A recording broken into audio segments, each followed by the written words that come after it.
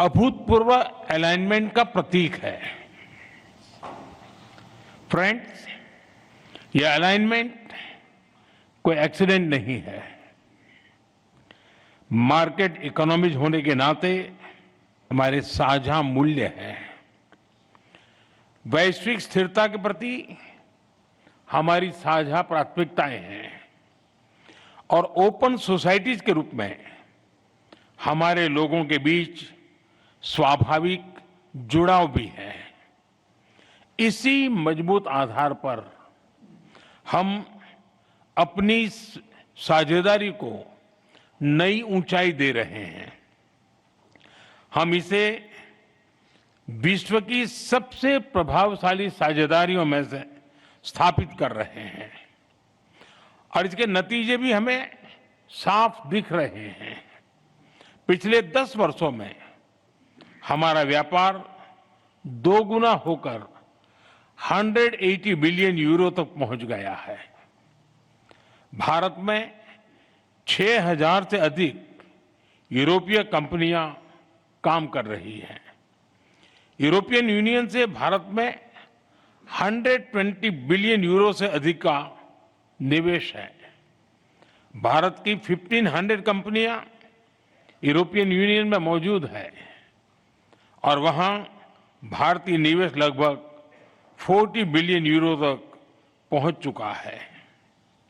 आज भारत और European companies के बीच R&D, मैन्युफैक्चरिंग और सर्विसेज हर क्षेत्र में गहरा सहयोग है और आप जैसे बिजनेस लीडर्स इसके कर्ता भी हैं और लाभार्थी भी। फ्रेंड्स, अब समय है कि हम इस साझेदारी को whole of the society partnership बनाएं।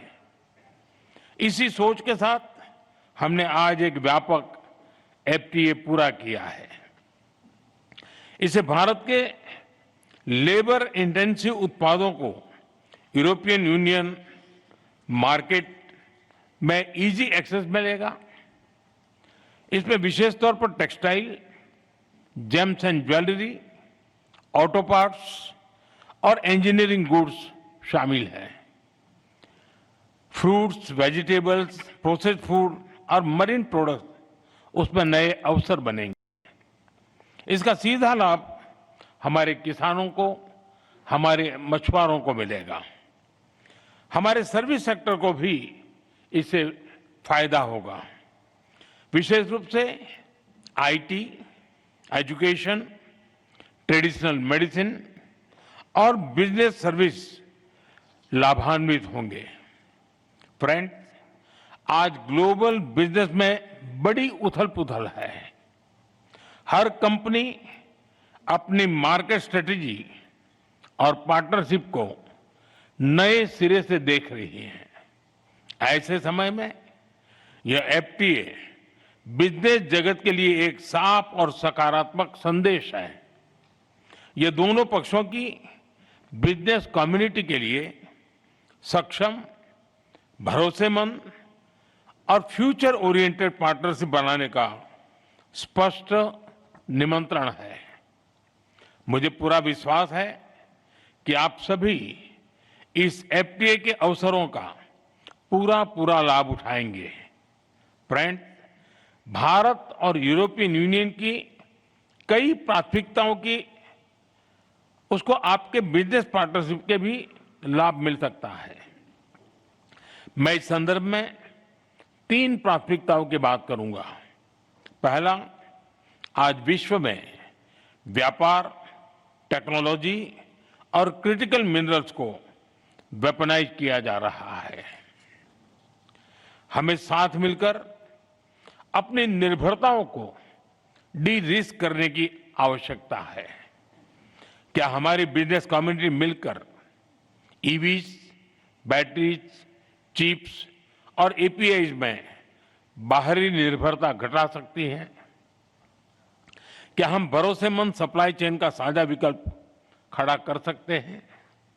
दूसरा, भारत और यूरोपियन यूनियन दोनों का फोकस डिफेंस इंडस्ट्रीज और फ्रंटियर टेक्नोलॉजी पर रहा है। मेरा आपसे आग्रह है कि आप डिफेंस, स्पेस, टेलीकॉम और एआई जैसे क्षेत्रों में साझेदारी बढ़ाएं। तीसरा, एक क्लीन एंड सस्टेनेबल फ्यूचर दोनों की प्राथमिकता है। ग्रीन हाइड्रोजन से लेकर सोलर एनर्जी और स्मार्ट ग्रिड, हर क्षेत्र में हमें ज्वाइंट रिसर्च और इन्वेस्टमेंट बढ़ाना चाहिए। दोनों इंडस्ट्रीज को मिलकर स्मॉल मॉड्यूलर रिएक्टर्स और सस्टेनेबल मोबिलिटी पर भी काम करना चाहिए। इसके साथ साथ वाटर मैनेजमेंट, सर्कुलर इकोनॉमी और सस्टेनेबल एग्रीकल्चर, हर क्षेत्र में मिलकर सॉल्यूशंस डेवलप करने चाहिए। फ्रेंड, आज के इन ऐतिहासिक निर्णयों के बाद अब विशेष जिम्मेदारी आप सभी पर है। अब अगला कदम बिजनेस कम्युनिटी को उठाना है। फ्रेंड, भारत और यूरोपियन यूनियन की कई प्राथमिकताओं की उसको आपके बिजनेस पार्टनरशिप के भी लाभ मिल सकता है। मैं इस संदर्भ में 3 प्राथमिकताओं की बात करूंगा। पहला, आज विश्व में व्यापार, टेक्नोलॉजी और क्रिटिकल मिनरल्स को वेपनाइज किया जा रहा है। हमें साथ मिलकर अपनी निर्भरताओं को डी रिस्क करने की आवश्यकता है। क्या हमारी बिजनेस कम्युनिटी मिलकर ईवीज, बैटरीज, चिप्स और एपीआईज में बाहरी निर्भरता घटा सकती है? क्या हम भरोसेमंद सप्लाई चेन का साझा विकल्प खड़ा कर सकते हैं? दूसरा, भारत और यूरोपियन यूनियन दोनों का फोकस डिफेंस इंडस्ट्रीज और फ्रंटियर टेक्नोलॉजी पर रहा है।